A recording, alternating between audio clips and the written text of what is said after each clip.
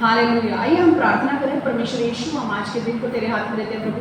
हम मांगते तेरी उपस्थिति यहाँ पे जोरों से आने दे प्रभु। हर एक को ब्लेस कर, हर एक को आशीर्वादित कर, हर एक के जीवन में बदलाव ला दे प्रभु। मैं मांगती हूँ प्रभु, जो तूने शुरुआत किया है तो आगे भी लेकर जाएगा परमेश्वर। तो तेरा कोई भी काम ऐसा नहीं होता है कि जो तू शुरुआत करता है और आधे में छोड़ देता है। जो तू शुरुआत करता है तो उसे पूरा भी करता है परमेश्वर। जैसे हम आज वचन में जाने वाले हैं परमेश्वर, वचन से हमें मदद कर कि हमें आगे कैसे बढ़ना है प्रभु। हमें अनुग्रह दे प्रभु आगे बढ़ने के लिए। और परमेश्वर, जो आशीष तूने हमारे लिए रखा है, जो प्रतिज्ञा का देश तूने हमारे लिए रखा है, वो हमें मिलने दे प्रभु परमेश्वर। जैसे वचन का बीज आज आने वाला है प्रभु परमेश्वर, हम सिर्फ सुनने वाले लोग नहीं पर वचन पर चलने वाले लोग बने प्रभु। यीशु के नाम से हम प्रार्थना करते हैं। आमेन, आमेन, आमेन। हालेलुया। ओके, हमारा सीरीज चालू है। ओके, शादी के पहले जो टिप्स है, ओके, वो हम दे रहे हैं। शादी के लिए जो वचन है वो हम दे रहे हैं। 7वां पॉइंट से अब हम शुरू करने वाले हैं। आज मैं थोड़ा डिले नहीं करने वाली हूँ, बहुत सारे पॉइंट लेने वाली हूँ मैं। आज लास्ट भाग है हमारा। 7वां पॉइंट है, अविश्वासियों से शादी मत करो। Don't marry an unbeliever. अविश्वासियों से शादी मत करो। Don't marry an unbeliever. Okay, परमेश्वर ने ईसाई शादी के विषय में एक नियम दिया है। सब लोग इधर देखेंगे। परमेश्वर ने ईसाई शादी के विषय में, अगर आप क्रिस्ती हो तो आपके लिए एक नियम रखा है। और वो नियम ये है कि आपको अविश्वासी के साथ शादी नहीं करनी है। ये क्यों बोला गया है? देखो, इसका मतलब क्या है। अगर आप यीशु मसीह पर विश्वास करते हो तो आपको ऐसे व्यक्ति से शादी करनी है जो यीशु मसीह पर विश्वास करता है। ओके, आप लड़की हो तो आपको ऐसा लड़का ढूंढना है जो यीशु मसीह पर विश्वास करता है। आप लड़के हो तो आपको ऐसी लड़की ढूंढना है जो यीशु मसीह पर विश्वास करती है। और ये सिर्फ वचन ईसाई लोगों के लिए है जिसने यीशु को अपनाया है। वो बाकी लोगों की बात मैं नहीं कर रही हूँ, ठीक है। तो ये हमारे लिए क्लियर नियम दिया है। आप बोलोगे कहाँ पे लिखा है? ये देखो, 2 कुरिन्थियों 6:14, 2 Corinthians 6:14। मैं वचन पढ़ रही हूँ। Do not be unequally yoked together with unbelievers. For what fellowship has righteousness with lawlessness, and what communion has light with darkness? Corinthians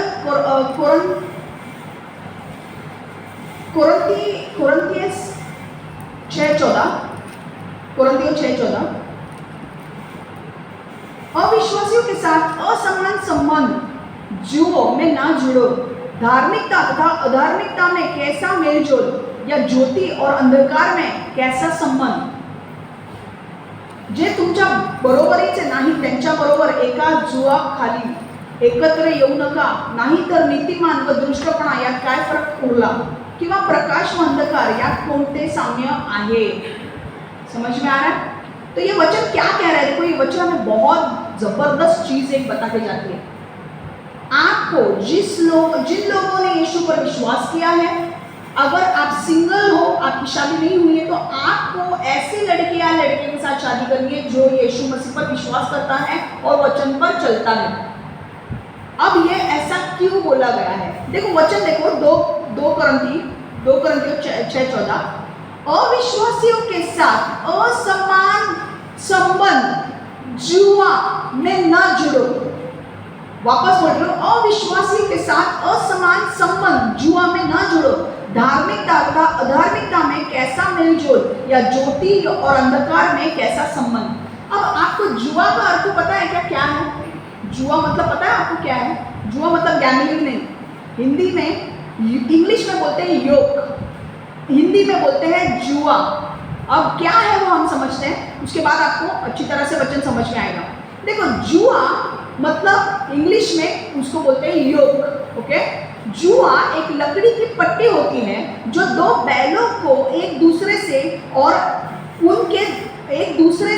उनके द्वारा खींचे जाने वाले बोझ से जोड़ती है। समझ में आ रहा है? A yoke is a wooden bar that joins 2 oxen to each other and to the burden they pull. देखो, ये 2 बैल देखे आपने? ये बैलों के ऊपर ये लकड़ी है ना, ये लकड़ी दो बैलों के ऊपर रखी है। अब ये लकड़ी का जो वजन है ये दोनों बैलों के ऊपर समान आ रहा है। ओके, इसके ऊपर भी 2 किलो वजन आ रहा है, इसके ऊपर भी, ये बैल के ऊपर भी 2 किलो वजन आ रहा है। अब 2-2 किलो दोनों वजन शेयर करके आगे बढ़ रहे हैं। समझ में आ रहा है? अब देखो, अब दूसरा बात समझते हैं। अब देखते हैं असमान जुआ मतलब क्या। Unequally yoked, an unequally yoked team has one stronger ox and one weaker, or one taller and one shorter. Unequally yoked means one stronger ox and one weaker, or one taller and one shorter. एक असमान जुआ का अर्थ है एक मजबूत बैल और एक कमजोर, एक लंबा और एक छोटा। समझ में आया? अब ये मैं आपको चित्र बता रही हूं, ये देखो। अब अगर आप देख रहे हो 2 बैल है, एक बैल खड़ा है और एक बैल बैठा हुआ है, और ये देखो लकड़ी कैसे आई है, इस बैल के ऊपर ज्यादा आ रहा है, ये वाले इस बैल के ऊपर, और इस बैल के ऊपर कम आ रहा है। पर आप मुझे बताओ, क्या दोनों बैल ऐसे स्थिति में, ये जो काला वाला जो बैल है वो कमजोर है और वो थक गया है, वो बैठ गया है, ये जो बैल है, ये जो दूसरा जो बैल है वो मजबूत है, वो वजन ले सकता है। अब मुझे बताओ, क्या ये दूसरे वाला जो बैल है ये क्या चल सकता है आगे? नहीं चल सकता। क्यों? क्योंकि दूसरा वाला कमजोर है कि नहीं? अगर दोनों मजबूत है तो आगे जा सकते हैं, दोनों, एक मजबूत है और एक कमजोर है तो आगे बढ़ेगा क्या? वैसे ही परमेश्वर क्या बोल रहा है, देखो, कमजोर या छोटा बैल लंबे मजबूत बैल की तुलना में अधिक धीरे चलता है, जिससे बोझ गोल गोल घूमता रहता है। इसका मतलब क्या है? अभी कमजोर बैल है वो चल नहीं पाएगा, अगर मजबूत बैल है वो आगे दौड़ेगा भी, तो ये चलेगा ही नहीं, ये बैठ जाएगा। तो परमेश्वर हमारी तुलना किसके साथ करता है? हम प्रकाश है, वो अंधकार है, और परमेश्वर बोलता है अंधकार और प्रकाश कभी एक हो नहीं सकते। क्यों? क्योंकि जहां पे अभी मैंने लाइट लगाया, अंधकार यहाँ पे आ सकता है क्या? पर अगर अंधकार है तो वहां पे लाइट हो सकता है? तो मतलब क्या, अंधकार और प्रकाश एक साथ आ सकते हैं? कभी नहीं। लाइट ऑन हुआ तो अंधकार जाएगा, लाइट बंद हो गया तो अंधकार आएगा, है कि नहीं? यहाँ पर परमेश्वर वैसे ही हमें बोल रहा है कि वैसे ही परमेश्वर कहता है कि विश्वासियों को अविश्वासियों के साथ शादी नहीं करनी है, क्योंकि उनकी विचारधारा और उनका सोच अलग अलग है। और जब तुम्हारी सोच, जब तुम्हारे थॉट्स, जब तुम्हारा थिंकिंग पैटर्न एक विश्वासियों का अलग होगा और अविश्वासियों का अलग होगा, जो तुम सोचते हो वैसा वो नहीं सोचेगा, और जैसा वो सोचता है वैसे तुम सोचेंगे नहीं। अगर ऐसा है तो क्या आप दोनों एक साथ आगे बढ़ सकते हो? नहीं बढ़ सकते। तो इसीलिए परमेश्वर कह रहा है कि अगर एक बैल कमजोर है और एक बैल मजबूत है, तो सारा बोझ वो कमजोर के ऊपर आएगा और वो आगे बढ़ ही नहीं पाएगा, मजबूत बैल भी। वैसे ही हमारे साथ होगा, अगर हम विश्वासी है, हमारे पास परमेश्वर ने नियम दिए गए हैं, हम उसके ऊपर चलेंगे। वो अविश्वासी है, उसके पास नियम नहीं है, तो वो उस नियम को पालन नहीं करेगा, तो क्या हम दोनों एक साथ चल पाएंगे? नहीं। हम दोनों के झगड़े होंगे, हमारे दोनों में बहुत बड़े बड़े झगड़े हो सकते हैं, बाद में जाके डिवोर्स भी हो सकता है। तो क्यों करना है ऐसी चीजें? इसीलिए परमेश्वर कहता है कि असमान जुओं में ना जुटो। असमान जुओं मतलब ये, एक विश्वासी और एक अविश्वासी, तुम कभी आगे बढ़ नहीं पाओगे। तुम्हारी शादी अगर एक विश्वासी के साथ होनी है तो तुम्हें भी विश्वास रखना जरूरी है परमेश्वर यीशु पर। तुम्हें विश्वास रखना है परमेश्वर, तुमने अगर यीशु मसीह पर विश्वास रखा है, तुम्हें परमेश्वर वैसा ही लड़का देगा जो एक विश्वासी है। हालेलुया। समझ में आ रहा है? अगर आप, क्या होगा बताइए, यहाँ से हमें सीखना क्या है? विश्वासियों को ऐसे लड़का या लड़की के साथ शादी करनी है जो प्रभु यीशु पर विश्वास रखते हैं, वरना आप आगे बढ़ नहीं पाओगे। समझ में आ रहा है? कभी आगे नहीं बढ़ पाओगे। आपकी सोच अलग, उसकी सोच अलग, रोज कुछ नया करने के बदले आप लड़ाई झगड़े करते बैठोगे और अंत में जाके वो रिलेशनशिप बर्बाद हो जाएगी, टूट जाएगी, डिवोर्स हो जाएगा। और इसीलिए परमेश्वर हमें सावधान करता है कि अंधकार और उजियाले में कोई साम्य नहीं है। हम उजियाले हैं, वो अंधकार में है, उनका कोई साम्य नहीं है। Light and darkness can not come together. समझ में आ रहा है? तो शादी कैसे करनी है? अगर आप यीशु में हो तो आपको अविश्वासी व्यक्ति के साथ शादी नहीं करनी है, आपको ऐसे व्यक्ति के साथ शादी करनी है जो यीशु पर विश्वास करता हो। इससे क्या होगा? इससे आप दोनों की सोच एक होगी। जब सोच एक होगी तो आपके कार्य अच्छे होंगे। जब कार्य अच्छे होंगे आप एक अच्छा फैमिली बना पाओगे, है कि नहीं? रोज रोज झगड़ा करोगे तो आपको लगता है आपकी फैमिली अच्छी बन पाएगी? नहीं, है कि नहीं? तो समझ में आ रहा है? अविश्वासियों के साथ असमान जुओं में नहीं जाना है। मैंने बहुत सारे ऐसे लोगों को देखा है जो गए हैं और उनकी लाइफ बर्बाद हुई है। ऐसा नहीं करना है। परमेश्वर से प्रार्थना करो कि परमेश्वर मेरे लिए जो लड़का रखा है, मेरे लिए जो लड़की रखी है, तू मुझे बता। मैं यीशु पर विश्वास करती हूँ, मुझे शादी भी उसी व्यक्ति से करनी है जो यीशु पर विश्वास करता है। तू मुझे बता मेरे लिए कौन लड़का है। लड़के पूछो मेरे लिए कौन लड़की है, लड़की हो तो आप पूछो मेरे लिए कौन लड़का रखा है, और परमेश्वर आपको वो राइट लड़का बताएगा जो परमेश्वर ने आपके लिए रखा है, राइट लड़की बताएगा जो आपके लिए परमेश्वर ने रखी है। और जब उसके साथ आप शादी करोगे आपकी शादी सुखद होगी। मैं ये नहीं बोल रही हूँ कि शादी होने के बाद कभी झगड़े होंगे, नहीं, ऐसा नहीं होता है। सब में अपने अपने झगड़े होते हैं, पर परमेश्वर हमारे साथ है। ओके, द 3-टाई cord is not easily broken. तो तीसरी डोर कौन है? यीशु है। जब वो मेरा पति और मेरे बीच में अगर यीशु एक कड़ी है तो मेरी शादी टूट सकती है क्या? नहीं टूट सकती। क्यों? क्योंकि कौन बीच में है? यीशु। शैतान कुछ करेगा? कुछ नहीं कर पाएगा वो। तो इसलिए आप अगर बुद्धिमान हो तो परमेश्वर से प्रार्थना करो, परमेश्वर से पूछो मेरे लिए कौन लड़का या लड़की रखी है और उसी से शादी करो। कोई आपको भाव दे रहा है, कोई भाव दे रहा है, कोई मस्का लगा रहा है, नहीं जाना है। जो परमेश्वर ने बोला है उसी के साथ शादी करनी है। समझ में आ रहा है? नेक्स्ट पॉइंट पे जाए। हर आदमी चाहे वो कितना भी आध्यात्मिक क्यों ना हो, सिर्फ एक आदमी है। अभी ये पॉइंट बताना गया। हर आदमी चाहे वो कितना भी आध्यात्मिक क्यों ना हो, आध्यात्मिक मतलब आत्मिक, स्पिरिचुअल, सिर्फ एक आदमी है। Every man, no matter how spiritual he is just a man. Okay, प्रत्येक माणूस कितीही आध्यात्मिक असला तरीही फक्त एक माणूस आहे। अब क्या बोल रही है शमत में? क्या बोल रहे? देखो नौमी ने रूथ को स्नान करने के लिए कहा। नौमी ने रूथ को कहा कि तू स्नान कर, अच्छे कपड़े पहन, ओके, और सुगंध द्रव्य लगा, मतलब परफ्यूम मार, और फिर तू जाके बोआज से मिल। ओके, फिर तू जाके बोआज से मिल। अब नौमी ने क्यों बोला रूथ को ये सारी चीजें करने के लिए? नौमी ने रूथ को बोला नहा ले, अच्छे कपड़े डाल और इत्र छिड़क, मतलब परफ्यूम लगा, और फिर जाके बोआज से मिल। क्यों? क्योंकि नौमी को पता है सुंदर दिखना, अच्छे कपड़े पहनना, इत्र लगाना, ये सारी चीजें एक मनुष्य को आकर्षित करती है। समझ में आ रहा है? अगर आपके सामने कोई लड़का आता है अच्छे कपड़े पहने हुए, अच्छे कपड़े पहने हुए, साफ सुथरा है, अच्छे कपड़े पहने हैं और अच्छा परफ्यूम मारा है, आपको भी अच्छा लगेगा कि नहीं? अगर कोई ऐसा कोई आदमी आता है जिसका इतना बड़ा दाढ़ी है, कपड़े फटे हैं, चप्पल फटी है, गंदा पास आ रहा है उसके इसमें से, आप बात करोगे उससे?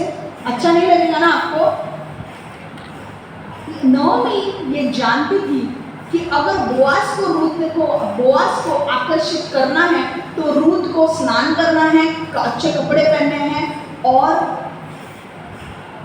सुगंध द्रव्य मारना है। सुगंध द्रव्य मतलब परफ्यूम मार के जाना है। समझ में आया?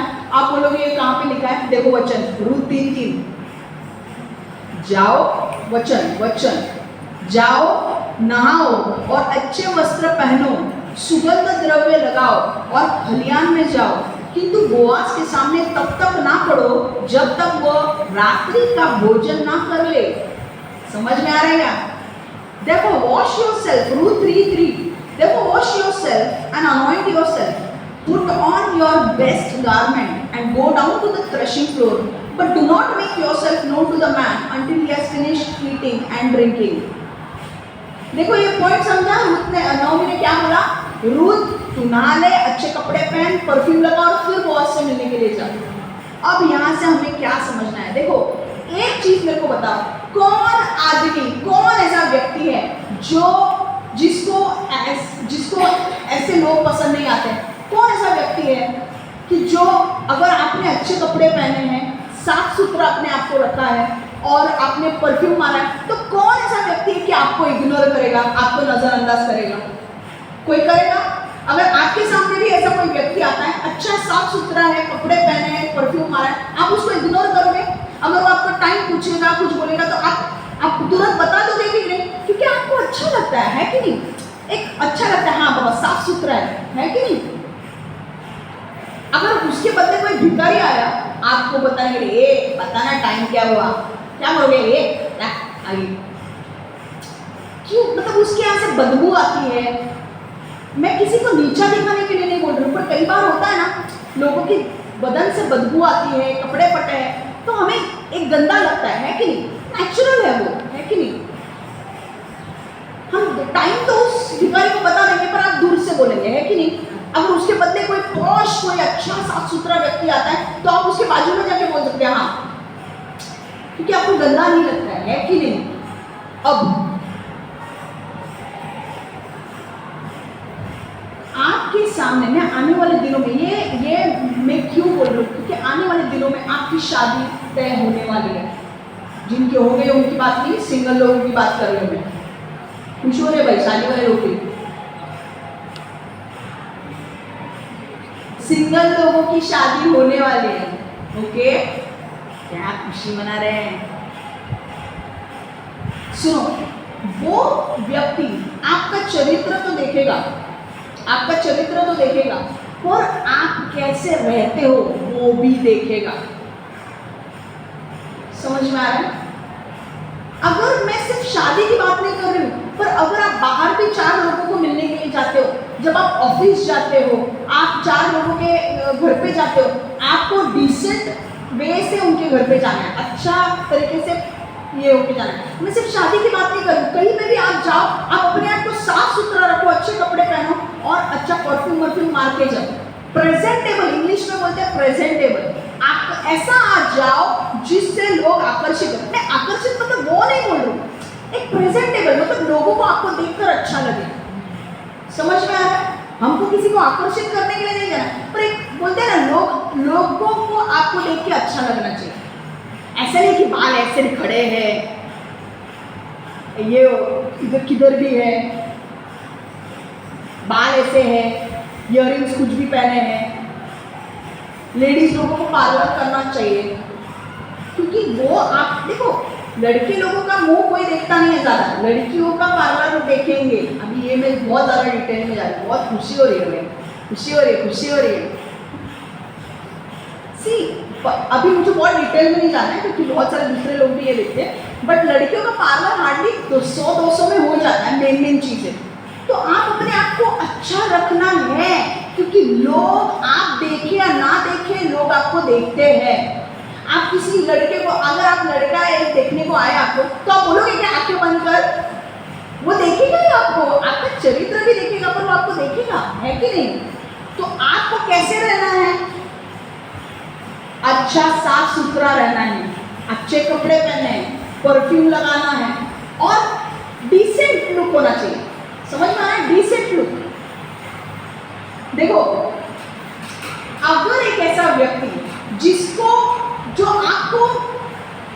जो बहुत आपको जानता है, पर आपने उसने कभी आपसे बात नहीं की है, वो आपका नेचर से बहुत खुश है, उसको आपका स्वभाव अच्छा लगता है, पर जब उसको बात करना है अभी आपसे, मान लो एक दिन बात हो जाती है, जब आप उसके सामने आओगे, आप अच्छे कपड़े पहन के आओगे, तो क्या वो देखेगा? नहीं देखेगा। वो क्या आपको नजरअंदाज कर पाएगा? नहीं, क्योंकि आपका नेचर वो जानता पर जब आपका रूप भी देखेगा तो उसे अच्छा लगेगा। किसी को भी, ये क्या कोई बड़ी बात नहीं है, नेचुरली हमें ऐसा अपने आप को रखना है जो लोगों को देखकर अच्छा लगे।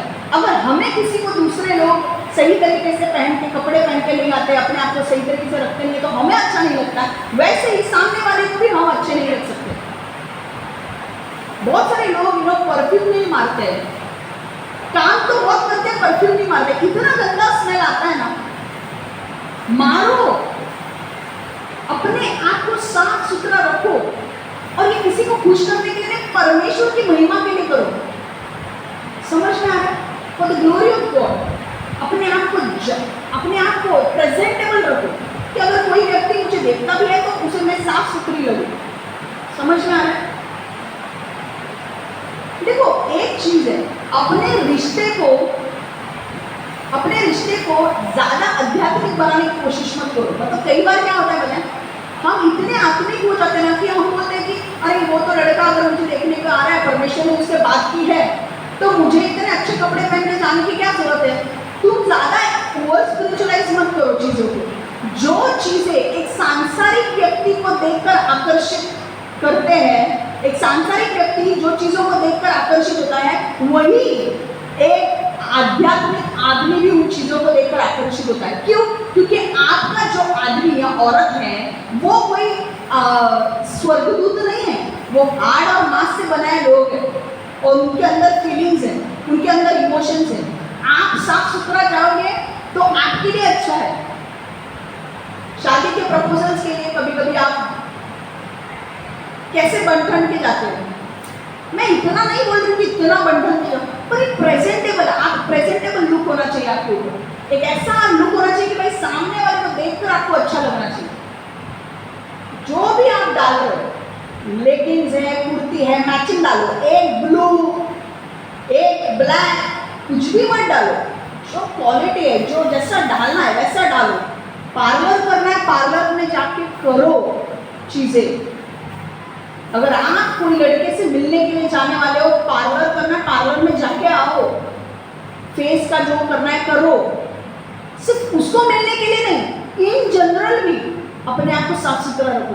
देखो एस्तर को भी परमेश्वर ने 10 महीने कॉस्मेटिक का ट्रीटमेंट दिया, उसके ऊपर एस्तर को भी एस्तर के ऊपर भी मेकअप लगाया जा रहा था। 10 महीने से वो ट्रीटमेंट कर रही थी। ओके, एस्तर को जितने लोगों, राजा के सामने बहुत सारे लोगों को आना था, पर ऐसे ही नहीं चल रहा था कोई भी राजा के सामने। 10 महीने उनका ट्रीटमेंट चल रहा था। कौन सा ट्रीटमेंट? उनके फेशियल चल रहा था, ब्यूटी ट्रीटमेंट चल रहा था, सुंदरता के लिए ट्रीटमेंट चल रहा था उनका। सुंदरता के लिए उनके ऊपर नए नए ये लगाए जा रहे थे, क्रीम लगाए जा रहे थे उस टाइम पे। क्यों? क्योंकि 10 महीने बाद जब वो राजा के सामने खड़ी होगी तो वो अच्छी सुंदर दिखनी चाहिए।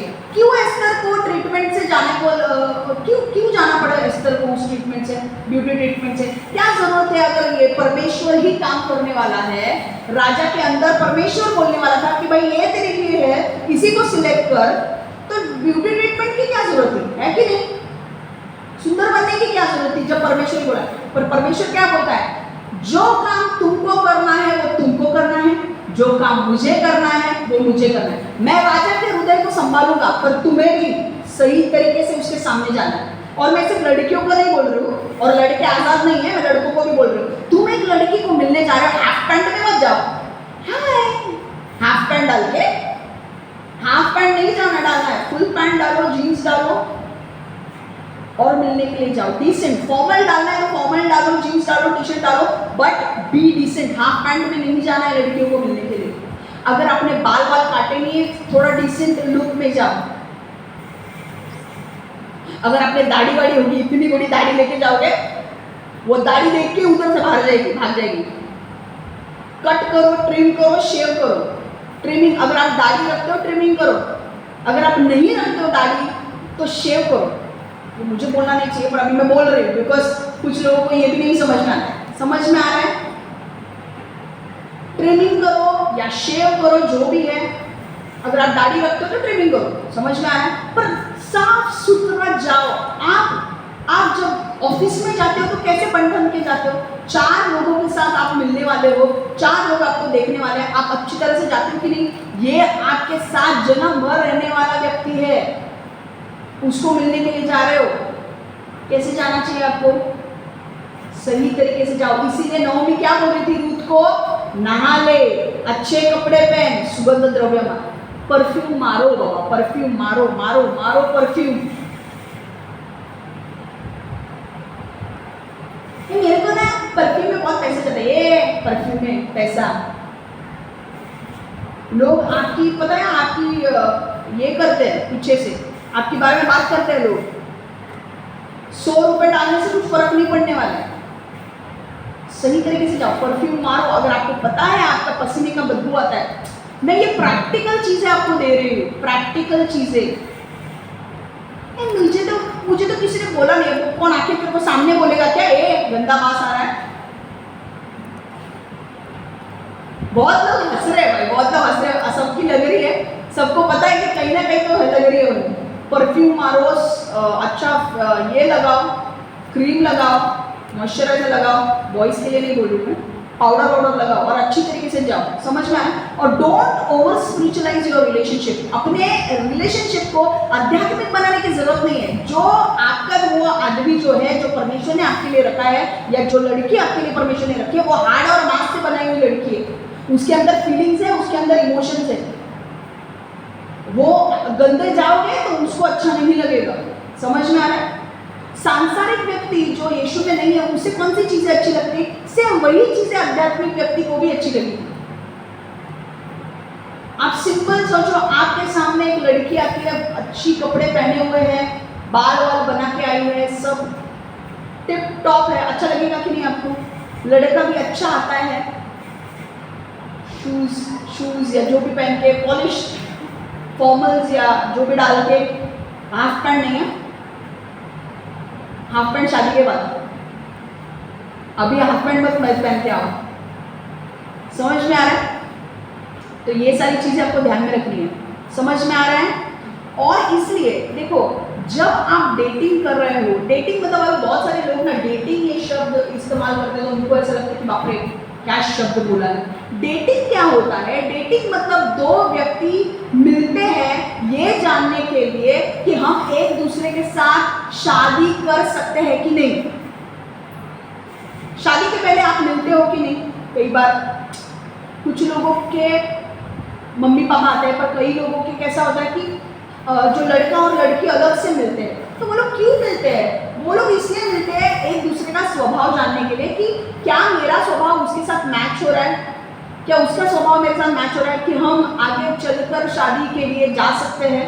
इसको बोलते हैं डेटिंग। तो जो समय आप उसको मिलने के लिए गुजारते हो, उसको समझने के लिए, उसे बोलते हो डेटिंग। और वो समय आप इसलिए ले रहे हो ताकि आप एक विचार कर सको कि आगे मुझे इसके साथ शादी करनी है कि नहीं। तो जब भी आप डेटिंग कर रहे हो या आपकी शादी हो चुकी है, आपको साफ सुथरा ही रहना है, समझ में आ रहा है? और एक चीज, बहुत सारे लोगों का क्या होता है पता है कि जब आप डेटिंग कर रहे हो तो आपको आपके पास्टर को बताना है। डेटिंग के लिए अगर आपको लड़का कोई बोल रहा है या लड़की तो कोई बोलने के लिए जाएगी नहीं, लड़का आपको बोलेगा, तो आपको आपके पास्टर को बोलना है। समझ में आ रहा है कि मुझे ये लड़का पूछ रहा है क्या मैं जाऊँ? अगर एक चर्च के होते हैं तो कोई प्रॉब्लम नहीं, पर दूसरे चर्च के होते हैं तो थोड़ा सा प्रॉब्लम आ सकता है। पर आपको क्या करना है? आपको आपके अपने पास्टर को बोलना है कि मुझे ये लड़के ने बोला है तो क्या मैं जाऊँ? मुझे पास्टर को क्यों पता होना चाहिए कि अगर बाहर किसी ने देख लिया तो गलत समझेगा, आपके विषय में कुछ गलत सोच रखेगा। किसी से भी मिलने के लिए नहीं जाना है। राइट पास्टर को जब आप बताओ कि भाई ये लड़का है, पास्टर भी उसे प्रेयर में रखेगा, समझ में आ रहा है? तो जब आप उससे मिलोगे, अगर आपको किसी लड़के ने बोला आपको मुझे बोलना जरूरी है, वरना अगर बाहर किसी ने आपको देख लिया और मुझे बोल दिया तो मेरे सामने कुछ शब्द नहीं रहेंगे बोलने के लिए। मैं बाद में बोल सकती हूँ, अगर किसी ने मुझे पूछा तो नहीं, वो लोग का बातचीत करने के लिए वो लोग मिल रहे हैं, तो इसमें कोई गलत बात नहीं है। क्योंकि भाई तुम अगर मिलोगे नहीं तो तुम कैसे डिसीजन लोगे आगे जाना है कि नहीं, शादी करनी है कि नहीं। तो मिलना जरूरी है, पर आपको आपके पास्टर को बताना है, अकेले अकेले नहीं मिलना है। और दूसरी चीज, जब भी आप मिलो, मैं वापस एक चीज बोल रही हूँ, आपका जो आदमी है, औरत है, वो हार्ड और मांस से बनाई हुआ व्यक्ति है, जिसके अंदर फीलिंग्स है, इमोशंस है, भावनाएं हैं। आपको जब आप उसको मिलने के लिए जाओगे, पहले तो आपको पास्टर को बोलना है। दूसरी चीज, आपको पब्लिक प्लेस में उसको मिलना है। पब्लिक प्लेस मतलब जहां पर ज्यादा लोग हैं वहां पर मिलना है। समझ में आ रहा है?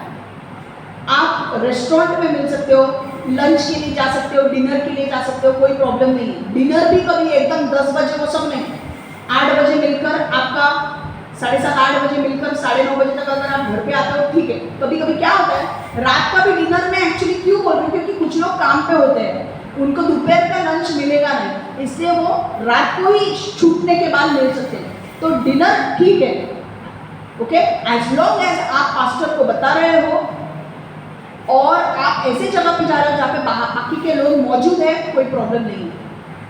पर अकेले रूम में नहीं मिलना है। हम मुझे ना तेरा नेचर जानना है, नेचर जानना है तो हम एक रूम लेते हैं, कोई जरूरत नहीं है भाई, इतना नेचर जानने की जरूरत नहीं है। अगर अलग रूम लेके बाहर पब्लिक प्लेस में मिलो, मॉल में जा सकते हो, रेस्टोरेंट में जा सकते हो, you can have a dinner और लंच टुगेदर, ओके। गार्डन में जा सकते हो, वहां पे बैठ के भी बातें हो सकती है। ये मैं क्यों बोल रही हूँ, क्योंकि देखो शैतान घूम रहा है देखने के लिए, okay, he is a roaring lion, वो घूम रहा है, वो सिंह है और वो घूम रहा है कि मैं किसको बर्बाद कर सकता हूँ, और वो देख रहा है कि कौन मेरे झांसे में फंसेगा। अगर दो लोगों को शादी करनी है तो शादी के पहले वो टेम्पटेशन लाएगा, प्रलोभन लाएगा कि अरे गलत करना, शादी तो करने वाले हैं, पर आपको नहीं करना है। इसलिए आपको अलग रूम में नहीं जाना है, पब्लिक प्लेस में मिलना है जहाँ पे ज्यादा लोग हैं। ये आप दोनों को प्रोटेक्ट करेगा, ये आप दोनों की रक्षा करेगा। समझ में आ रहा है? दूसरी चीज, आपको शादी के लिए, शादी परमेश्वर ने बनाया हुआ एक संस्था है, इंस्टीट्यूशन है। परमेश्वर शादी को लेकर बहुत सीरियस है। आप अगर बोल रहे हो कि मैं शादी के लिए उसके साथ डेटिंग के लिए जा रहा हूँ ताकि मैं उसका नेचर समझूं, तो आपको भी आपके बाउंड्रीज क्रॉस नहीं करनी है। जब तक आप डेटिंग कर रहे हो, आप जान रहे हो, जब आपको पता चलता है कि परमेश्वर से आप तब तक प्रेयर भी कर रहे हो कि भाई ये लड़का है, ये लड़की है, जब परमेश्वर आपसे क्लियर बोलता है कि हाँ ये लड़का है, लड़की, तुरंत आप आपके मम्मी डैडी को बोल दो और एंगेजमेंट करो। आपको ऐसे घूमते रहना नहीं है, और रात को तो जाना ही नहीं है, ज्यादा रात को घूमना नहीं है। शाम को कभी वो छूटता है तो 9 बजे तक आपको 9 सवा 9 बजे तक घर पे आना ही है। ज्यादा घूमना, अकेले रूम में जाना नहीं जाना है। देखो ये क्यों मैं बोल रही हूँ, क्योंकि परमेश्वर, हम परमेश्वर पर चलने वाले लोग हैं, परमेश्वर यीशु पर विश्वास करने वाले लोग हैं, और परमेश्वर कहता है पवित्र रहो। तो शादी के पहले कुछ गलत चीजें नहीं होनी चाहिए, इसका ध्यान रखो आप। शादी होने के बाद आपको रिश्तों में आप एक हो जाते हो, आप दोनों अलग नहीं होते हो, आप एक हो जाते हो, फिर आपके शारीरिक संबंध भी बनते हैं तो कोई प्रॉब्लम नहीं है। परमेश्वर उस शारीरिक संबंधों के ऊपर आशीष देता है। क्यों? क्योंकि उन दोनों को परमेश्वर ने जोड़ा है और अब वो एक हो रहे हैं। पर शादी के पहले शारीरिक संबंध बिल्कुल नहीं, बिल्कुल नहीं। समझ में आ रहा है? मैं तो जानने की कोशिश भाई दूर से भी कर सकते हैं, दोनों गार्डन में बैठ के बात सकते हैं, पब्लिक प्लेस में बात करो। अगर फिक्स हो रहा है शादी, अगर तुझे, उसको भी परमेश्वर ने बोला है, मुझे भी परमेश्वर ने बोला है, चलो फटाफट एंगेजमेंट कर लो, साइड में हो जाए, शादी की डेट निकालो, शादी करो। पर उसके बीच में शादी होने तक गलत संबंध नहीं बनाने हैं। मैं अभी कह रही हूँ, क्योंकि हम परमेश्वर यीशु के ऊपर पीछे चलते हैं। परमेश्वर यीशु कहता है पवित्र रहो, हमें पवित्र रहना है। शादी के बाद तुम अलग अलग हो ही नहीं, तुम एक हो। और जब तुम्हारे शारीरिक संबंध शादी के बाद होते हैं, परमेश्वर उससे खुश होता है, प्रसन्न होता है, और वो तुम्हें आशीष देता है कि फूलो फलो, इसीलिए वो बच्चे का आशीष देता है। समझ में आ रहा है? उसके ऊपर परमेश्वर का ब्लेसिंग्स होते हैं। समझ में आ रहा है? तो यहाँ से हमें क्या सीखना है? जब आप किसी से मिलने के लिए बाहर जाए तो अच्छे कपड़े पहने, कुछ परफ्यूम लगाएं और खुद को आकर्षित बनाएं। आकर्षित मतलब प्रेजेंटेबल, बी प्रेजेंटेबल। समझ में आ रहा है? और ये सिर्फ मैं शादी के लिए बात नहीं कर रही, इन जनरल भी आपके जीवन में साफ सुथरा रहने की कोशिश करो, अच्छे कपड़े पहनो और अपने आप को ढंग से रखो, ताकि लोग आपके ऊपर देख के हंसे नहीं। समझ में आ रहा है? और एक चीज मैं बोलना चाहती हूँ, मैं वापस ये रिपीट कर दूं, अगर आपको कोई लड़का आपके बोलता भी है कि बाबा मुझे आपसे मिलना है, तो आपको पास्टर को बताना जरूरी है। You have to tell your pastor, आपको पास्टर को बोलना जरूरी है। समझ में आ रहा है? अकेले जाके कुछ करना नहीं है, पास्टर को बोलना जरूरी है। ओके, फिर तुम जाके मिल सकते हो, ठीक है? और एक चीज, अब ये बहुत इंपॉर्टेंट पॉइंट है, जब कुछ बातचीत करने की बात आती है तो समय ही सब कुछ है। When it comes to have certain conversations, timing is everything.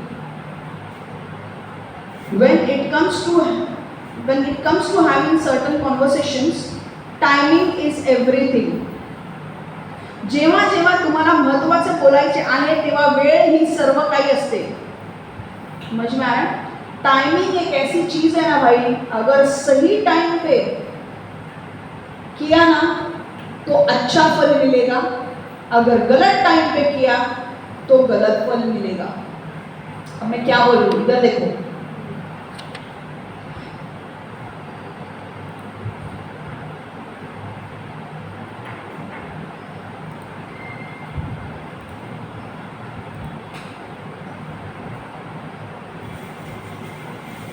Okay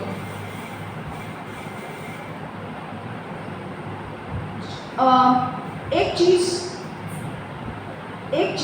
चीज जो हमें हमेशा ध्यान रखनी है वो ये है कि हमें जब भी किसी के साथ भी बातचीत करनी है, ऐसा नहीं कि लड़का लड़की पहली बार मिल रहे इसलिए, आपको किसी से भी महत्वपूर्ण जब बात करनी है तो समय सही है या नहीं जानना बहुत जरूरी हो जाता है। इधर देखो, वो मैं बोल रही, वो जो है मैं बोल रही हूँ, समझ में आ रहा है? जब भी आपको महत्वपूर्ण किसी से बात करनी है, चाहे आपको फैमिली के साथ बात करनी है, चाहे आपको किसी को मिलने जाना है, चाहे आपको दोस्त के साथ कुछ इंपॉर्टेंट डिस्कशन करना है, बिजनेस डिस्कशन करना है या कोई भी, सबसे महत्वपूर्ण बात यह है कि समय सही है या नहीं जानने की कोशिश करो, कि अगर मैं ये समय पे जाकर उस व्यक्ति से बात करूंगी तो ये समय सही है या नहीं जानूं।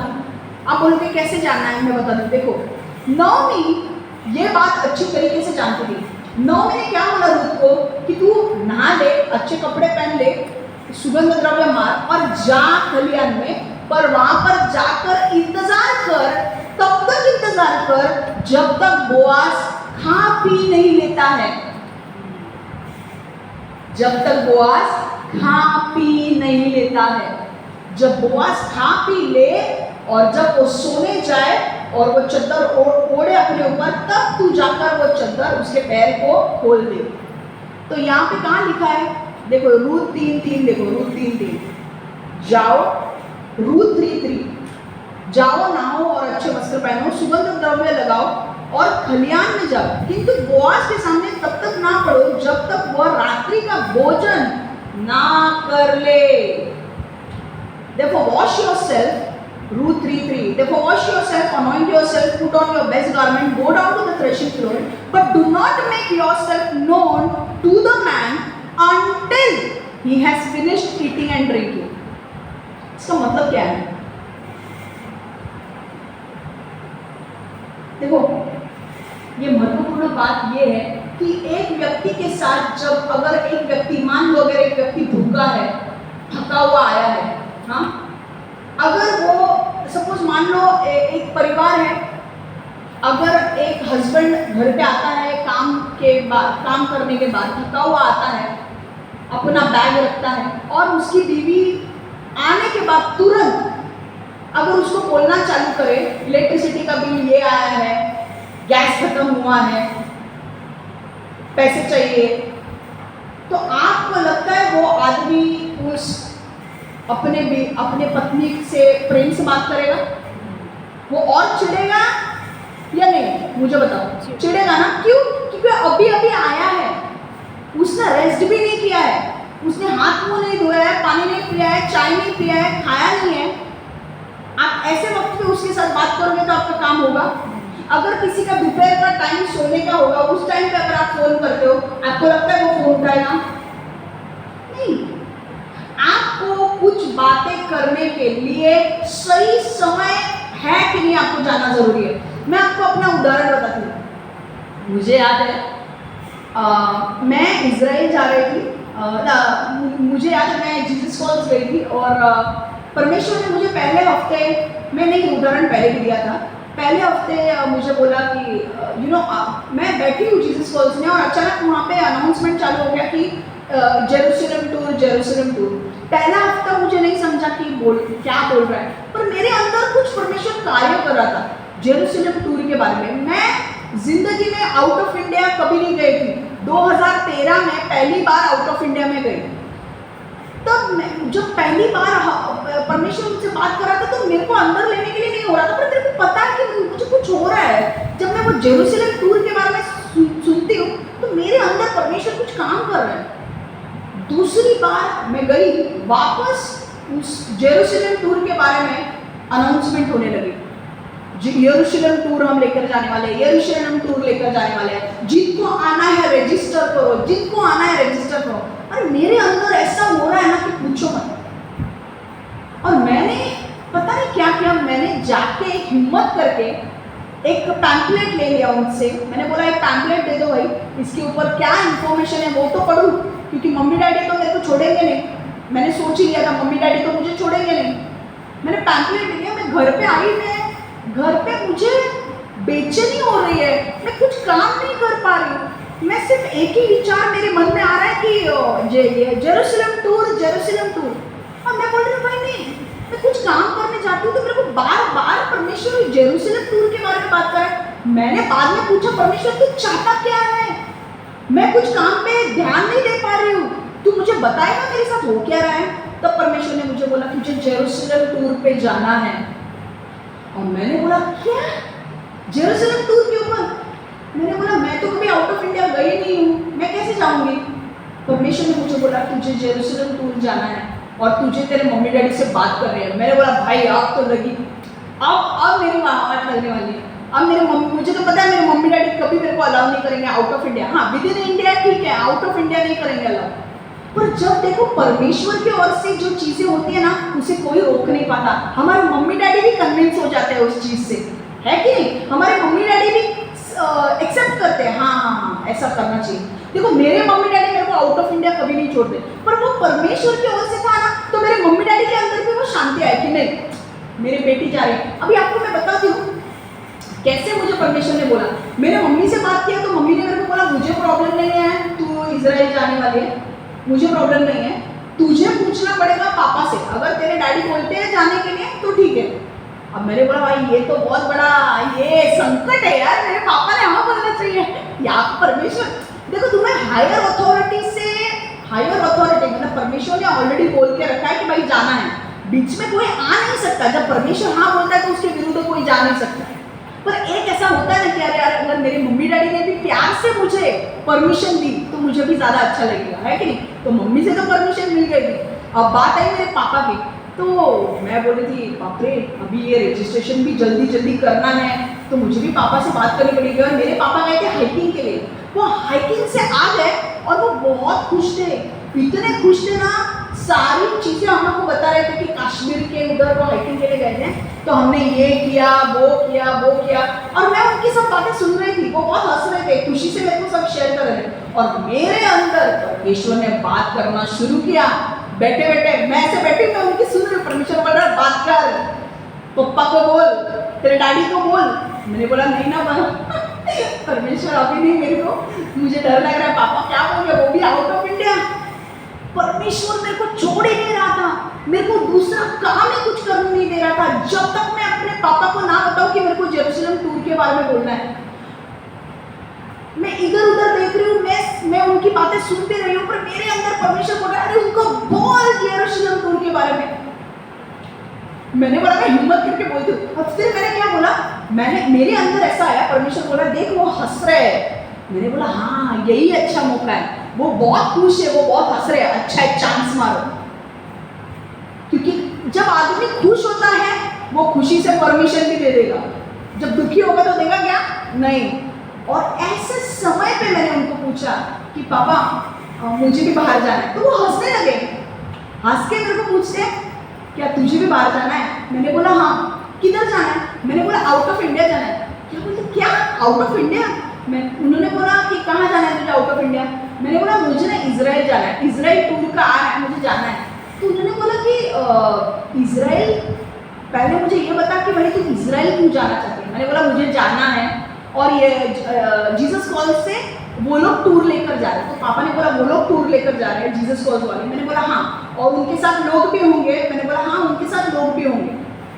तो फिर पापा ने बोला ठीक है तुझे जाना है। मैंने बोला मुझे जाना है। पापा ने बोला ओके जा। मुझे परमिशन मिल गई। देखो सही समय पर जब तुम चीजें को पूछोगे ना, सही समय पर बात करोगे ना, तुम्हें रिजल्ट भी पॉजिटिव मिलेगा। तुमको जो आंसर है ना, उत्तर है ना, वो पॉजिटिव मिलेगा, अच्छा मिलेगा उत्तर। गलत समय पर बात करोगे, सही बात है पर गलत समय पर कर रहे हो, रिजल्ट अच्छा नहीं आएगा। समझ में आ रहा है? मैंने जब बोला, आपको पता है यू वोंट बिलीव, मैं फर्स्ट टाइम देखो, और मैं और एक चीज बोल रही हूँ, जब परमेश्वर किसी चीज को हाँ बोलता है ना, हमारे मम्मी होने दे, हमारे पापा होने दे, कोई उसको रोक नहीं सकता। क्योंकि जब परमेश्वर की ओर से है वो होकर ही रहेगा। परमेश्वर आपके पापा के अंदर भी काम करेगा, मम्मी के अंदर भी काम करेगा। पर आपको ऐसा लगता है ना मेरे मम्मी पापा ने भी खुशी से परमिशन दी तो आपको ज्यादा अच्छा लगेगा। यही मेरे साथ हो रहा था। मैं फाइनली इजराइल जाके आई। ओके, और एक बात बोलूँ मैं, मुझे याद है मैं नाइजीरिया गई थी और 2017 में, और आपको अच्छा लग रहा है सुनने के लिए। और मैं नाइजीरिया मुझे synagogue church of all Nations में जाना था। मैं 2017 में गई थी वहाँ पे, मुझे याद है 18 अक्टूबर को गई थी मैं, और 18 अक्टूबर 2017। और मैं जाकर आ गई नाइजीरिया से मैं जाकर आ गई। और मुझे याद है कि परमेश्वर मेरे अंदर कुछ बातें कर रहा था कि जिस चर्च में मैं हूँ, मुझे 2 साल के लिए वहाँ पे रखा था, और परमेश्वर ने मुझे क्लियर कहा था कि 2 साल के बाद तू उस चर्च से बाहर निकलने वाली है। तो मैं जैसे नाइजीरिया से मैं आ गई, मैं उस चर्च को मैंने छोड़ दिया, मैं घर पे ही थी। मैं पूछ रही थी परमेश्वर को कि मुझे अभी क्या करना है करके। और अचानक मुझे याद है परमेश्वर मुझे बोलने लगा कि तुझे ताइवान जाना है, ताइवान। अब ये कौन सा महीना था मैं बताऊँ ताइवान के लिए परमेश्वर ने मुझसे बात की? दिसंबर। मैं आई कभी अक्टूबर में गई, मैं 18 अक्टूबर 2017 को मैं गई। 26 अक्टूबर 2017 को मैं वापस आई नाइजीरिया से। दिसंबर 26 को 22 या 23 को परमेश्वर मुझे वापस ताइवान के बारे में बोल रहा है। अब मेरी इतनी मुझे इतना डर लग रहा था ना, क्योंकि अब मैं अगर मेरे मम्मी पापा को बोलूँ मैं वापस मुझे अब्रॉड जाना है, वो तो मुझे कच्चा खा जाएंगे। पर मैं आपको बोलूँ जब तक मैं अपने मम्मी डैडी से बात नहीं करी थी, मैंने 1 महीना तक कम से कम, इस कीर्ति को पता है वो भी थी मेरे साथ, मैंने कम से कम 15-20 दिन बात नहीं की। मैंने बोला मैं, परमेश्वर मुझे बोल रहा था तुझे ताइवान जाना है कॉन्फ्रेंस के लिए, पर मैं नहीं जा रही थी। मैंने बोला नहीं। और जब तक मैं नहीं कर रही थी वो काम, मेरा किसी चीज के ऊपर ध्यान नहीं लग रहा था। मुझे ऐसा लग रहा था कि यार क्या करूँ, ये ताइवान का मेरे ऊपर बहुत प्रेशर आया।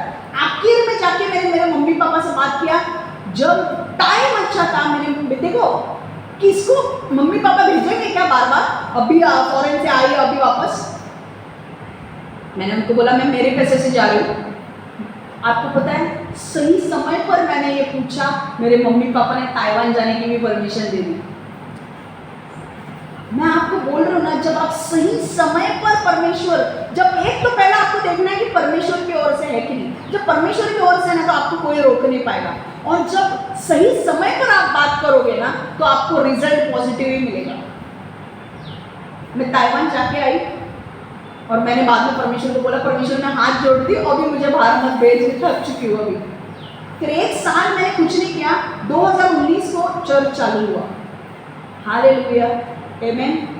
यहाँ से हमें समझना क्या है, सही समय पर लोगों से बात करो। अच्छा, और एक चीज़ मुझे बोलनी है, अगर लड़का, अगर देखो लड़कियां तो कोई जाकर लड़कों को प्रपोज करने वाली नहीं है, समझ में आ रहा है। लड़कियां वेट करेगी, परमेश्वर को बोलेगी, परमेश्वर उस लड़के के लड़को, जो भी लड़का है तू उससे बात कर, वो मुझे बात करेगा, है कि नहीं। लड़कियां जाके लड़कों के साथ बात नहीं करती। पर अब लड़के जो है, अब लड़कों को भी ऐसा लग सकता है कि बाबा अभी देखो मैं घर पे थी, मेरे पापा का मूड अच्छा है कि नहीं, मैं समझ सकती हूँ कब और मुझे कब बात उनसे करनी है। पर अगर ऐसा लड़का या ऐसी एक लड़के को एक लड़की से बात करनी है जो उसको जानता नहीं अच्छे से, जो उसके शेड्यूल को जानता नहीं है, जो उसके टाइमिंग को जानता नहीं कि भाई मैं ये टाइम पे क्या करती है क्या नहीं, तो वो क्या करे, टेंशन आएगा ना। वो गलत टाइम पे अगर कॉल करेगा तो रिजल्ट नहीं मिलेगा उसको। तो ऐसे समय पे क्या करना है, स्पेशली लड़कों के लिए मैं बोल रही हूँ, या लड़कियों के लिए भी मैं बोल रही हूँ, जरूरी नहीं है कि ये सिर्फ हस्बैंड एंड वाइफ के लिए है, किसी के लिए भी। अगर आपको किसी का राइट टाइमिंग, वो लोग कब क्या कर रहे पता नहीं है, तो उनको मैसेज भेजो। पहला मैसेज भेजो कि बाबा what is the good time to talk to you, कि आपका सही समय आपके साथ बात करने का कब है। ओके, आप व्हाट्सएप, आज नॉर्मल मैसेज कोई करता नहीं है, ज़्यादा करके व्हाट्सएप ही करता है, आप व्हाट्सएप मैसेज भेजो। व्हाट्सएप मैसेज पे आप डालो कि मुझे आपसे बात करनी है, आप अपने आप का इंट्रोडक्शन दो, आप डालो कि मुझे आपसे बात करनी है, मुझे आपसे मिलना है। अगर वो लड़की इंटरेस्टेड है, वो आपको रिप्लाई करेगी, उत्तर देगी, और फिर आप उससे मिल सकते हो। पर ये मैं किसकी बात कर रही हूँ, ये ईसाई लोगों के बारे में ही बात कर रही हूँ। आपको पास्टर को बताना है, मेरे पास्टर ने ना बोला बाहर जाके मिल, तो मैं मिला ही नहीं। पास्टर बोलेगा पहले इंफॉर्मेशन किसका दे, किससे मिल रही है, बाद में तो उसको जाके मिल। समझ में आ रहा है। तो जो लड़का है उसके लिए या लड़के, आप हमेशा एक ये बनाएं कि आप व्हाट्सएप मैसेज पहले डालें और पूछे कि कौन से टाइम पे मैं बात कर सकता हूँ आपसे। जब वो टाइम परमेश्वर, वो टाइम आपको पहले तो लड़कों को भी पूछना है भाई कि परमेश्वर तू मुझे बता कि मुझे ये मैसेज भी कब डालना है। जब परमेश्वर बोलेगा अभी मैसेज डाल, तो व्हाट्सएप पे मैसेज करो, पूछो कि सही टाइम क्या, अपने बारे में लिखो, और फिर अगर वो लड़की है, वो लड़की रिप्लाई करेगी मैसेज का, फिर उसके साथ बात कर सकते हो। फिर आप टाइमिंग डिसाइड कर सकते हो कब आपको मिलना है, और जाके आप मिल सकते हो। समझ में आ रहा है। पर टाइमिंग बहुत इम्पोर्टेंट है। अगर किसी ने खाया पिया नहीं है, टायर्ड है, थक गया है, उस टाइम पे उस व्यक्ति से कभी बात करने मत जाओ। मैं एक आपको रूल बता रही हूँ, जब भी आपको कुछ महत्वपूर्ण बात करनी है, कब बात करनी है, वो ऐसे समय पे बात करनी है जब वो फ्रेश हो, व्यक्ति फ्रेश हो, खा पी लिया हो, पेट भरा हुआ हो, फ्रेश हो, ताकि वो आपको सोच कर उसके विचारों के बारे में बता सकता है। अगर उसने खाया पिया नहीं है तो आधा मन उसका खाने पीने में होगा, ये दे ये दे ये दे, बात करना तो छोड़ो, खाना दो, वैसा नहीं होना चाहिए। अगर फर्स्ट टाइम लड़का लड़की मिल रहे हैं, you can go to a good restaurant and can have a lunch और अ डिनर। आप अच्छे रेस्टोरेंट में जाके लंच या डिनर ले सकते हो। टाइम व्हाट्सएप में मैसेज करो, उसका रिप्लाई आएगा, फिर उसको कॉल करो। समझ में आ रहा है। इससे क्या होगा, आपका इंप्रेशन भी अच्छा बनेगा कि आप उसका टाइम के अनुसार आप उसको कॉल कर रहे हो। समझ में आ रहा है। वरना वो लोग बिजी होंगे तो आपका कॉल भी नहीं उठाएंगे। मैसेज करो, आपको रिप्लाई जरूर मिलेगा। व्हाट्सएप करो। समझ में आ रहा है। ठीक है, अब लास्ट पॉइंट, मजा आ रहा है क्या, कुछ सीखने को मिल रहा है। हाँ, इधर देखो इधर देखो, वो बाद में बोलने वाली। मुझे सच में बताओ, आपको कुछ सीखने को मिल रहा है। हाँ, सीखने को मिल रहा है, मजा आ रहा है। यीशु बदला से भरोसा रखे कि परमेश्वर आपको सही व्यक्ति से मिलाएगा। हालेलुया। बहुत सारे लोग, ये जो क्रिस्ती लोग हैं, जो यीशु में हैं, बहुत सारे लोग थक चुके हैं। शादी नहीं हो रही है, शादी नहीं हो रही है, शादी नहीं हो रही है। आज परमेश्वर आपसे भविष्यवाणी के रूप में बोल रहा है मैं वापस बोल रही हूँ, today God is speaking to you, is giving you a prophecy that God will help you meet the right person. परमेश्वर आपको सही व्यक्ति से सही समय पर मिलाएगा। समझ में आ रहा है? देखो, रूथ सारा कुछ छोड़कर नोमी के साथ बेथलेहम में आ गई। अब बेथलेहम में वो उस परमेश्वर के पास आई जिसके बारे में वो ज्यादा जानती नहीं थी। ठीक है? रूथ का विवाह होना कठिन था। क्यों? क्योंकि बेथलेहम में इब्रानी लोग ज्यादा थे और वो मोआबी थी। उसको इब्रानी जो कल्चर था उसको पता नहीं था, संस्कृति पता नहीं थी इब्रानी की, तो उसकी शादी होना कठिन था वहां पर, है कि नहीं? क्योंकि वहां पे इब्रानी बेथलेहम में वो एक अजनबी व्यक्ति थी, वो किसी को जानती नहीं थी। समझ में आया? कठिन था उसके लिए, बहुत कठिन था। मोआब से बेथलेहम आना और बेथलेहम में आने के बाद एक डिवोर्सी नहीं, एक ऐसी लड़की जिसका पति मर गया है उसकी शादी होना बहुत कठिन था। पर परमेश्वर ने असंभव को संभव किया उसके जीवन में। परमेश्वर ने उसके विश्वास का आदर किया। एक चीज उसमें अलग थी, रूथ बेथलेहम में आई, कठिन था उसकी शादी होना क्योंकि वो वहां पर बेथलेहम में अजनबी थी, पर उसका एक पॉइंट बहुत स्ट्रॉन्ग था और वो पॉइंट था कि वो परमेश्वर पर विश्वास करती थी। ये चीज जो है ना, it becomes a game changer. जब आप परमेश्वर पर विश्वास करते हो ना, सारी चीजें बदल जाती है। आप नेचुरल में जब आप देखते हो ना, आपको कोई नहीं दिखता है, पर जब आप परमेश्वर पर विश्वास करते हो ना, परमेश्वर आपके लिए देख के रखता है कि भाई इसके लिए कौन रखा है। हालेलुया। सबने सोचा होगा कि रूथ की शादी भी होगी, पर परमेश्वर ने बोला भाई मैंने तुझे बेथलेहम में लाया है ताकि मैं तुझे दिखा सकूं जिस चीज को तू असंभव बोल रही है, मैं उस चीज को असंभव से संभव करके बता सकूं और तेरे पति से तुझे मिलवा सकूं। हालेलुया। वो ऑल द वे दूसरे देश से परमेश्वर ने उसे बेथलेहम में लाया। वो दूसरे देश में थी, दूसरे देश से उसे बेथलेहम में लाया। क्यों? ऐसे टाइम पास के लिए? परमेश्वर की योजना बड़ी थी रूथ के लिए, और क्या थी कि मैं जब रूथ ने परमेश्वर के ऊपर भरोसा किया कि नहीं, मैंने अपना सब कुछ छोड़ दिया है, मैंने अपने लोग छोड़ा है, अपना देश छोड़ा है, मैंने ये देश अपनाया बेथलेहम, मैंने नहोमी को अपनाया और मैंने नहोमी के परमेश्वर को अपनाया, तब उसका जीवन बदल गया। जब आप यीशु मसीह पर विश्वास करते हो, आपका जीवन बदलता है और वो सारी आपकी जिम्मेदारी वो खुद उठाता है। भले आपको नहीं दिख रहा है आपके लिए कौन रखा है, पर परमेश्वर जानता है कौन है और वो सही समय पर उसे लाएगा। परमेश्वर ने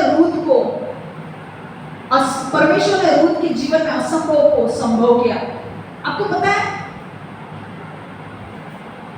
एक वचन हम देखेंगे, जब हम परमेश्वर पर विश्वास रखते हैं और रख के चलते हैं तो हमें कभी लज्जित या फज्जित नहीं होने देगा। समझ में आ रहा है?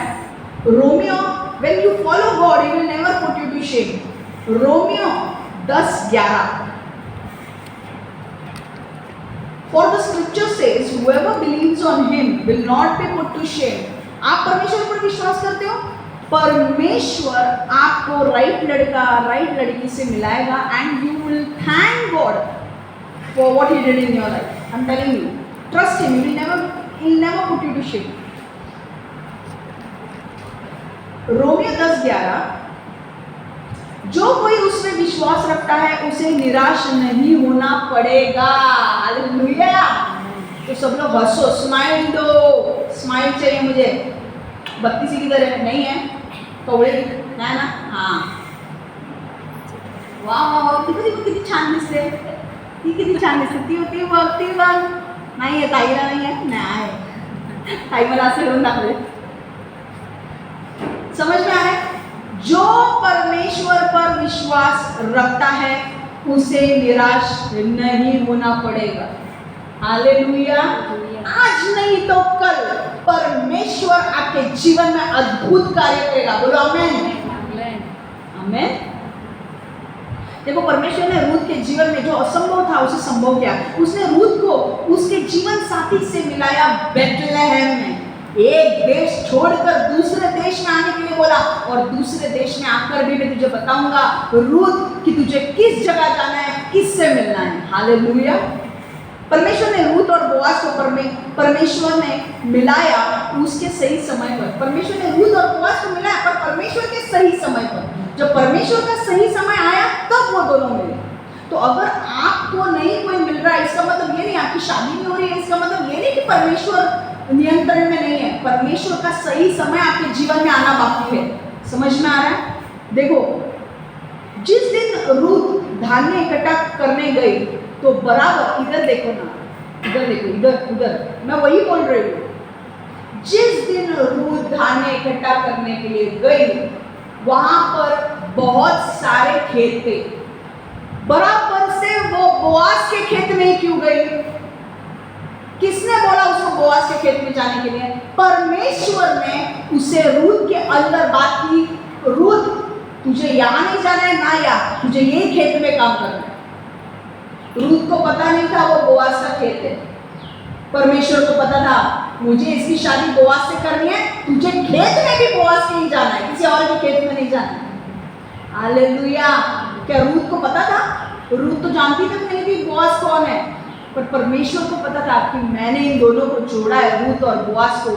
मैं जानता हूं कि इन दोनों को करीब कैसे लाना है। रूथ को मैं बताऊंगा कि कौन से खेत में जाना है। बराबर से वो बोआज के खेत में गई। मजा आ रहा है क्या? दूसरी चीज, बोआज एक पैसे वाला व्यक्ति था। वो खुद खेत में काम करने के लिए नहीं आता था, जबकि उसके रिलेशन अपने नीचे काम करने वाले लोगों के साथ बहुत अच्छे थे। वो मिल बांट कर खाते भी थे जब बोआज आता था। पर बोआज रोज काम पर नहीं आता था क्योंकि उसके नीचे काम करने वाले लोग थे। उसके पास बहुत पैसा था, उसने बहुत सारे लोगों को रखा था उसके नीचे काम करने के लिए। तो सोचो, जिस दिन रूथ धान्य इकट्ठा करने के लिए आई उसी दिन परमेश्वर ने बोआज को बोला कि बोआज आज तुझे खेत में जाना है। देखो, रूथ को पहले स्टार्टिंग में बोला कि रूथ तुझे और किसी खेत में नहीं जाना है, यही खेत में जाना है। वो बोआज के खेत में काम करने के लिए गई और बोआज कहीं और होगा। बोआज के अंदर बोला बोआज आज तेरे को खेत में जाना ही है, और वो बराबर से उसी दिन खेत में आया। और बोआज की नजर किससे पड़ी? रूथ के ऊपर। और बोआज ने पूछा उसके लोगों से कि ये लड़की कौन है? तब उन्होंने बोला कि ये मोआब से आई हुई लड़की है, उसने अपने सास को नहीं छोड़ा, उसका पति मर चुका है, यहाँ पर वो धान्य इकट्ठा करने के लिए आई है ताकि कुछ घर पे पका सके। और तब बोआज उसे देखता है और बोआज के अंदर परमेश्वर काम करना शुरू करता है। हालेलुया। सो परमेश्वर को मत सिखाओ चमत्कार कैसे करने हैं। परमेश्वर तुमसे बहुत अच्छी तरीके से जानता है कि तुम दोनों को कब करीब लाना है। हस्बैंड एंड वाइफ जो पति पत्नी है, आपको सिंगल लोग हैं, आपके लिए राइट लड़का कौन है, राइट लड़की कौन है, वो अच्छी तरह से जानता है। और आपको एक कब करना है वो जानता है। कौन से समय पर आपको एक लाना, कब एक करना है वो जानता है। हालेलुया।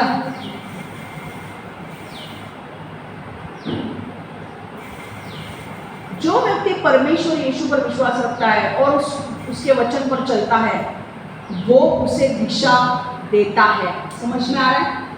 एक चीज ध्यान में रखो, अगर आप ऐसे व्यक्ति हो जो ये परमेश्वर यीशु पर विश्वास करते हो, परमेश्वर के वचन पर चलते हो, परमेश्वर आपको दिशा देगा जैसे तुझे दे रहा है। मैंने बोला है ना, भविष्यवाणी वो पूरी होने वाली है। भले तू इतना नहीं चल रही है, पर परमेश्वर तुझसे प्रेम करता है और तू भी चलने लगेगी। आने वाले दिनों में जब परमेश्वर का बड़ा हाथ देखेगी ना, तो तू भी बाइबल पढ़ेगी, प्रार्थना करेगी और तू करेगी। परमेश्वर,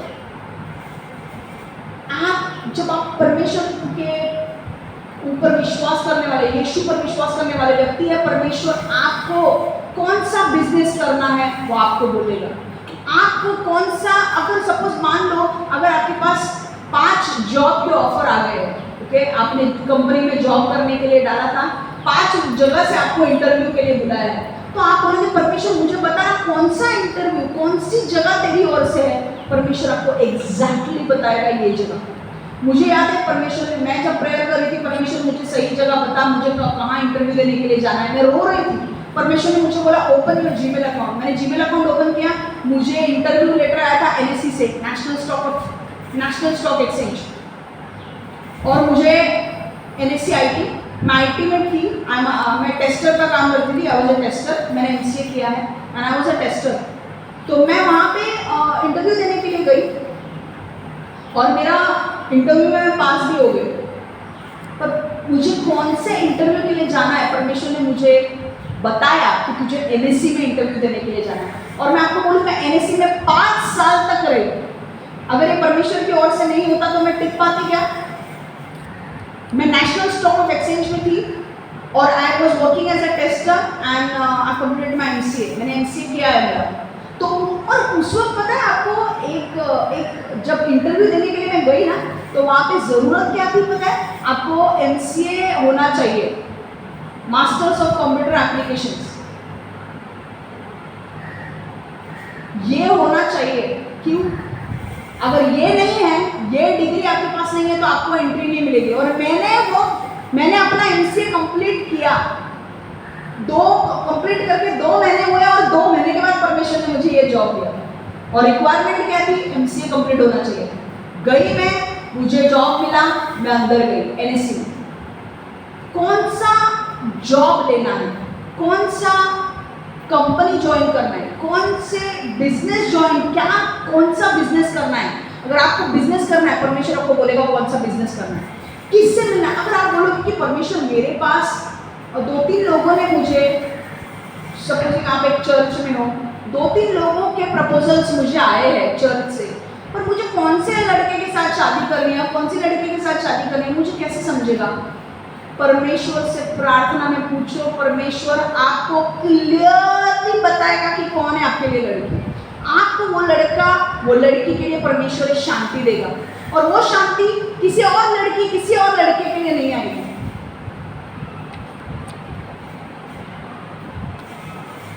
समझ में आ रहा है?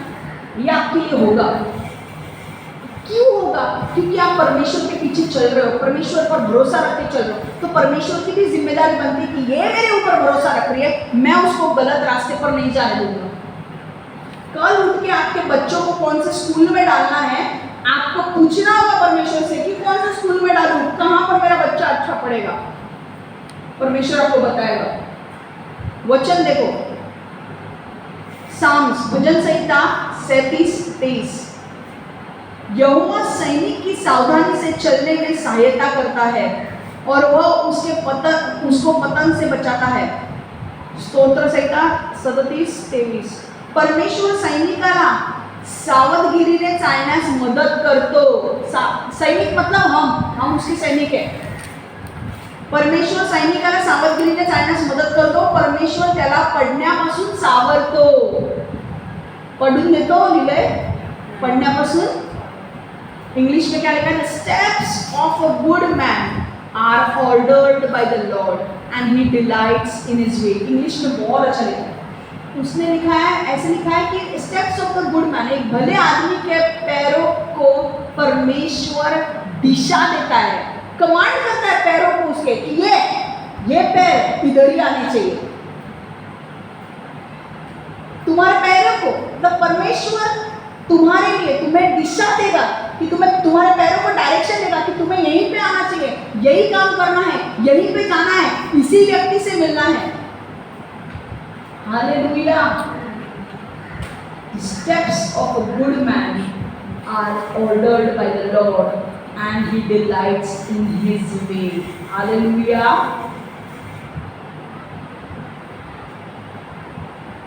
रूत जब आई, रूत ने पूरे तरह से परमेश्वर के ऊपर भरोसा रखा था और परमेश्वर ने उसे उसके विश्वास का पुरस्कार क्या दिया? बोआज के रूप में उसे परमेश्वर ने पुरस्कार दिया। हालेलुया। जब आप विश्वास करते हो, जिस बात के लिए आप विश्वास कर रहे हो, अगर आप घर के लिए विश्वास कर रहे हो, आपको घर देगा। शादी के लिए विश्वास कर रहे हो, शादी करेगा। पर परमेश्वर के ऊपर विश्वास से चलना आपकी जिम्मेदारी है। अगर बिजनेस के लिए आप परमेश्वर को बोल रहे हो, परमेश्वर मुझे बताना कि कौन सा बिजनेस मुझे शुरू करना है, परमेश्वर आपको राइट बिजनेस बोलेगा। हालेलुया। और परमेश्वर आपको जो आपके लिए सही है, वही दिशा देगा, वहीं पर आपको जाने के लिए बोलेगा और फिर आपको प्रतिफल भी देगा विश्वास रखने के लिए। अगर आप निराश हो, आपकी शादी नहीं हो रही है, तो निराश मत हो जाइए। जैसे परमेश्वर ने रूथ को बोआज से मिलाया, वैसे परमेश्वर आपको भी आपके रूथ या बोआज से मिलाएगा। हालेलुया, बोलो आमेन। सिर्फ परमेश्वर पर विश्वास रखो और अपने काम को, अपना काम करो, बाकी सब परमेश्वर संभाल लेगा।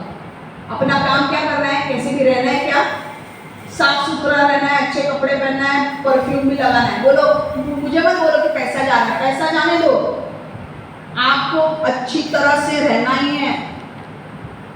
वरना जो लड़का या लड़की आपको देखने के लिए आए बोलेंगे ये बदबू आती है, इससे कौन चार गुना दूर रहता हूँ मैं।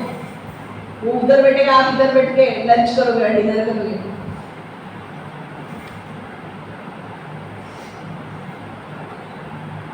समझ में आ रहा है? चार लोगों के सामने अपनी इज्जत को कैरी करो। समझ में आ रहा है? ये किससे आज लास्ट हमारा वचन समाप्त हो रहा है सिंगल्स के लिए। आपको अच्छा लगा? हाँ, आपको भी अच्छा लगा? Very good. खुश है, कुछ लोग सो रहे हैं, कुछ लोग खुश है।